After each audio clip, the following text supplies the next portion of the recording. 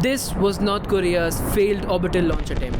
But here's how things would have been if everything just went smoothly. Hello, it's Spider, and welcome back to a new video. So last week on Monday, May 27th, North Korea's National Aerospace Technology Administration, or NATA, launched a Malekyong-1 satellite atop a Cholima-1 rocket, but due to some problems with the first stage engines, the entire first stage blew up and the mission was deemed a failure. The first Cholima rocket was launched in May last year, which was a failure, with the second one in August last year also being a failure, but the third one, launched in November last year, was a success, and it did succeed in deploying the Malekyong-1 number 3 satellite in orbit. But the fourth one, as we all know, with the Malekyong-1 satellite, was a failure.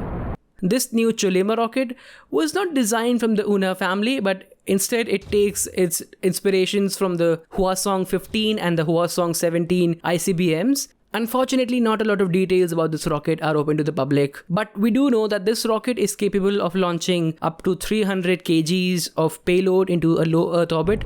Now, NATA says that the engine failure is the current suspected cause of the explosion, but they also said that other causes of the problem will also be investigated, so we'll know soon enough. Or probably we won't, because it's North Korea, so we won't probably know. And North Korea has also revealed its intentions to launch like 3 military reconnaissance satellites this year, with the first one being this very launch, which was a failure. So North Korea has 2 more launches planned ahead in this year, so we'll just have to see how those 2 pan out. And I guess this is the end of the video now. So if you guys like this video, then hit the like button and subscribe. It helps me grow, so I'll be very happy. Thank you for subscribing if you did, and I'll see you guys in the next video. Bye.